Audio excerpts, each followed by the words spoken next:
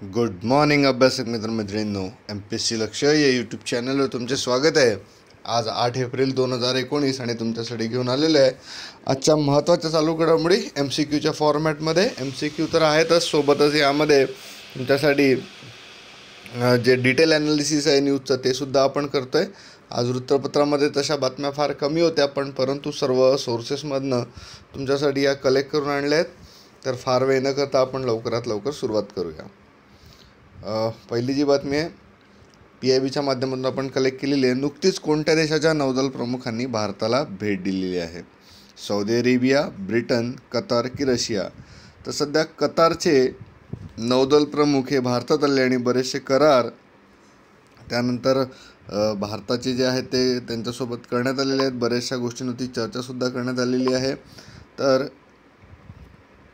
कतारचे नौदल प्रमुख major general Abdullah Hassan MAL Sulaiti हे भारताच्या दौऱ्यावरती आलेले आहेत. ते 2 ते 5 एप्रिलच्या दरम्यान त्यांचा दौरा झाला होता आणि या त्यांच्या दौऱ्याच्या वेळी दोन्ही देशांमध्ये द्विपक्षीय नौदल संबंध हे दृढ करणे तसंच नौदल सहकार्याच्या नव्या संधीचा शोध घेणे हा दौऱ्याचा उद्देश होता. कतार जो आहे हे खाडी देशांमधील एक देश आहे आणि महत्त्वाचा तेल उत्पादकसुद्धा आहे. तर या जे नौदल प्रमुख आहेत कतारचे major general Abdullah Hassan MAL Sulaiti यांचा जो भारत दौरा झाला तर त्यावेळी त्यांनी नौदल प्रमुख सुनील लांबा, जे भारताचे नौदल प्रमुख आहे सुनील लांबा, यांच्याशी सुद्धा चर्चा केलेली आहे. तसंच त्यांनी कोची आणि एझिमला सुद्धा भेट दिली होती. तसंच दक्षिण नौदल कमांडर इन चीफ यांच्यासोबत सुद्धा चर्चा केली होती.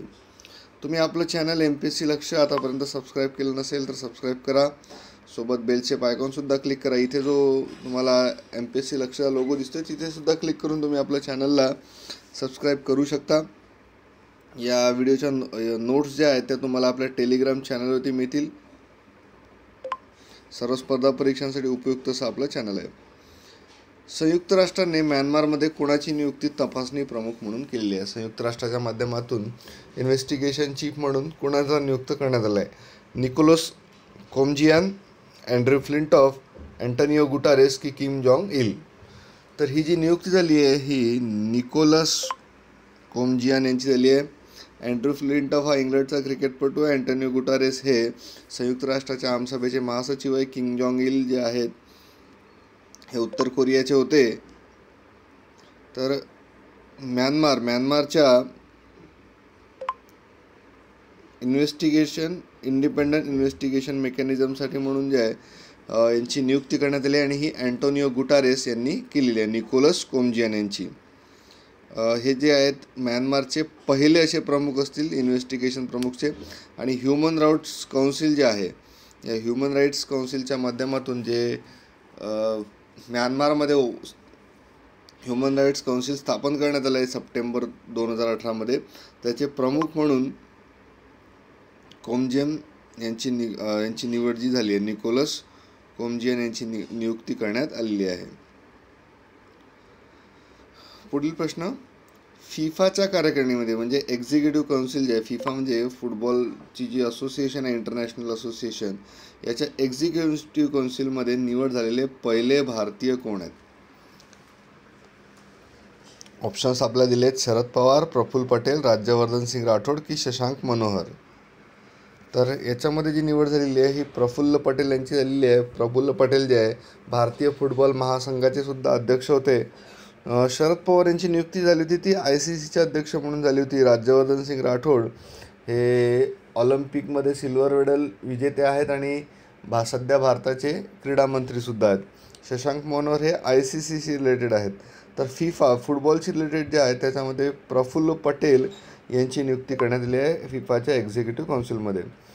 ऑल इंडिया फुटबॉल फेडरेशनचे प्रेसिडेंट प्रफुल्ल पटेल असे पहिले भारतीय ठरले आहेत ज्यांची फिफाच्या एक्झिक्युटिव्ह काउन्सिलमध्ये निवड करण्यात आलेली आहे.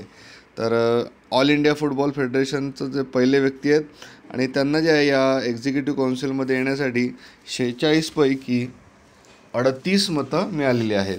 एशियन फुटबॉलचं जे आहे एशियन फुटबॉल कॉन्फेडरेशनच्या माध्यमातून त्यांची निवड झालेली आहे. हे जे आहे 29वी एशियन फुटबॉल कॉन्फेडरेशनची झाली होती कोलालंपूरमध्ये. तेथे त्यांची ही निवड करण्यात आली आणि त्यांची निवड 2019 ते 2023च्या दरम्यान असेल. हे जे आहेत 8 कॅन्डिडेट इथे सिलेक्ट करण्यात आलेले आहेत एशियामधून, ज्यामधून एक तर आपले प्रफुल्ल पटेल आहेत, दुसरं म्हणजे कतारचे जे आहेत ते Saud A Aziz M Al Mohammadi, Khalid Awad Althebiti Saudi अरेबियाचे, मेरिनो व्ही अरांता हे फिलिपाईन्सचे, चुंग मॉन्ग्यू कोरिया रिपब्लिकचे, डू झॉंगचोई हे चायनाचे, तर मेहंदी ताज इराणचे आणि जपानचे खोजो ताशिमा. असे जपान, इराण, चीन, दक्षिण कोरिया, फिलिपिन्स, सौदी अरेबिया आणि कतार असे एकूण 8 राष्ट्रांचे प्रतिनिधी जे आहे हे फिफामध्ये नियुक्त करण्यात आलेले आहेत. ही जी इलेक्टोरल कमिटी होती ही यांच्या अंतर्गत हे इलेक्शन झाले होते आणि भारताला यामध्ये 36 मतं हे मिळाले आहेत.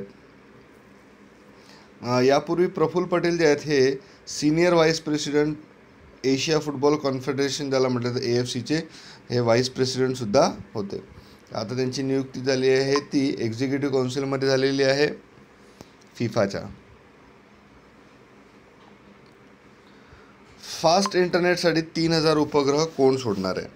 कोण 3000 उपग्रहांचं प्रक्षेपण करणार आहे, ज्याच्या अंतर्गत फास्ट ब्रॉडबँड सेवा जी आहे ती पुरवली जाईल? जिओ, ॲमेझॉन, BSNL की पाकिस्तान? तर यासाठी जे ॲमेझॉन जे आहे हे 3000 उपग्रह सोडणार आहेत आणि ज्याच्या माध्यमातून फास्ट इंटरनेट सेवा ही प्रोव्हाइड केली जाणार आहे. तर हायस्पीड इंटरनेटसाठी ॲमेझॉन 3000 उपग्रह सोडणार आहे. ई-कॉमर्स आणि तंत्रज्ञान क्षेत्रामधील ही एक महत्त्वाची कंपनी आहे ॲमेझॉन आणि जगातील सर्वात श्रीमंत व्यक्ती म्हणजे जेफ बेझोस हे जे आहेत याचे प्रमुख आहेत.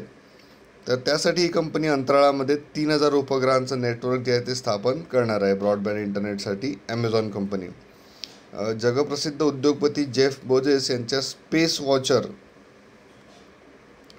व्हेंचर या उपक्रमाअंतर्गत प्रोजेक्ट कुइपर ही योजना तयार करण्यात आली आहे. या प्रोजेक्ट कुइपरच्या माध्यमातून 3236 उपग्रहांचं जाळं उभारण्यात येणार आहे आणि त्याद्वारे इंटरनेट न पोचलेल्या भागामध्ये इंटरनेट सेवा पुरवण्यात येणार आहे.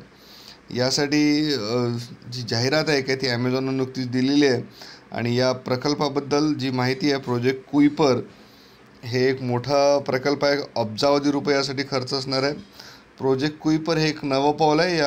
या उपग्रहामुळं लाखो लोकांना अत्यंत वेगवान इंटरनेटची सुविधा मिळेल असा विश्वाससुद्धा ॲमेझॉनने व्यक्त केलेला आहे. इंटरनॅशनल डे फॉर स्पोर्ट्स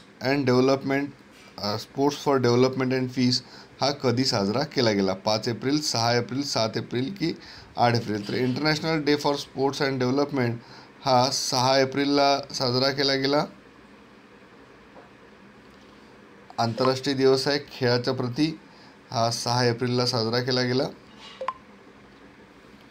तर हा जो international day for sports development and peace जो आहे हा 6 एप्रिल 2019 रोजी आणि युनायटेड नेशन्सच्या माध्यमातून हा साजरा केला जातो.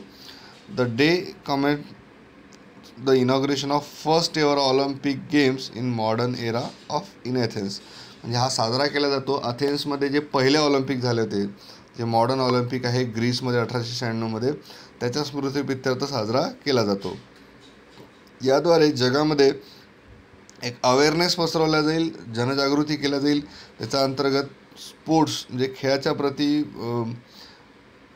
खेळाच्या प्रती लोकांमध्ये जनजागृती निर्माण व्हावी, तसंच ह्युमन राईट्स मानव हक्क आणि जे आर्थिक विकास आहे याद्वारे स्पोर्ट्सची मदत व्हावी म्हणून हा साजरा केला जातो. तसंच 2030पर्यंत जे सस्टेनेबल डेव्हलपमेंट गोल्स आहेत त्याच्यामध्ये sports and social progress was also acknowledge in 2030 agenda for sustainable development.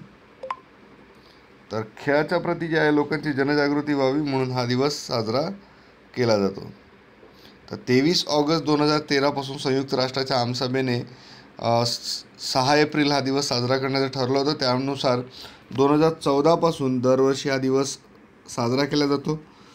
तसंच ज्यावेळी 58वी आमसभा होती त्यामध्ये 2005 हे वर्ष जे आहे United nations international year of sports and physical education म्हणून साजरं करण्याचं ठरवण्यात आलं होतं. म्हणजे 2005 हे वर्ष जे आहे हे sports and physical international year for sports and physical education म्हणून साजरं करण्याचं ठरवलं होतं. हायाबुजा 2 कोणत्या देशाद्वारे केलेलं ऑपरेशन आहे? तर हायाबुजा 2 नेमकं आहे काय? तर या हायाबुजा 2 जे आहे हे जपानने ऑपरेट केलेलं एक ऑपरेशन आहे आणि याच्या अंतर्गत ॲस्ट्रॉइडवरती म्हणजे एखाद्या उपग्रह जो आहे या उपग्रहावरती उत्खनन करून त्याच्यामधून त्या क्रॅटरमधून एखाद्या लघुग्रहावरती छिद्र बनवून त्यातून माहितीसाठी सामान जे आहे ते कलेक्ट करण्याचं ठरवण्यात आलं होतं. जपानच्या स्पेसक्राफ्ट हायाबुजा 2 याने अलीकडेच एक खड्डा बनवण्यासाठी लघुग्रहांवर स्फोटक द्रव्य जे आहे ते टाकलेलं आहे. स्फोटक द्रव्य टाकलं आणि त्याचा उद्देश जो होता तो लघुग्रहांवर क्रॅटर बनवणे हा होता. तसंच सौर यंत्रणेच्या उत्पत्तीवर संभाव्य संकेत मिळवण्यासाठी या स्पेसक्राफ्टचे अंडरग्राऊंड नमुने गोळा तो करणार आहे. जापानी स्पेस एजन्सीने अशी माहिती दिली आहे की हायाबुजा 2साठी क्रेटर मिशन जे होतं हे सर्वात धोकादायक होतं, कारण त्याच्यावरती स्फोटकं टाकल्यानंतर त्याला तिथून पटकन निघून जायचं होतं, जेणेकरून स्फोटातून उडालेली जी ठिकरं आहे त्याच्यावरती उडू नये. जपानची जी एजन्सी आहे एरोस्पेस एजन्सी, जिला जॅक्सा असं म्हटलं जातं, जपान एरोस्पेस एक्सप्लोरेशन एजन्सी, यांनी हायाबुजा 2द्वारे स्मॉल कॅरी ऑन इम्पॅक्टर जे आहेत हे टाकलेले आहेत आणि जवळपास 2 किलोग्राम वजनाचे स्फोटकं त्यांनी हा जो ॲस्ट्रॉइड जो होता त्याच्यावरती टाकलेला आहे आणि त्याच्या माध्यमातून पुढील कारवाई जी आहे ती केली जाणार आहे. तर ह्या आजच्या महत्त्वाच्या घडामोडी होत्या. तुम्हाला एका प्रश्नाचं उत्तर कमेंट बॉक्समध्ये लिहायचं आहे. पंतप्रधान नरेंद्र मोदी यांना नुकतंच कोणत्या देशाने त्यांचा सर्वोच्च सन्मान झायेद मेडलने सन्मानित केलेलं आहे? तर याबद्दलची माहिती आपण यापूर्वी दिलेली आहे, तर तीसुद्धा तुम्ही बघा आणि या प्रश्नाचं उत्तर जे आहे ते कमेंट बॉक्समध्ये लिहा. आपलं चॅनल जे आहे सर्व स्पर्धा परीक्षांसाठी उपयुक्त आहे. तुम्हाला सर्व प्रकारे मदत करण्याचा प्रयत्न आम्ही करतो आहे. तर करा अभ्यास, बना अधिकारी. धन्यवाद.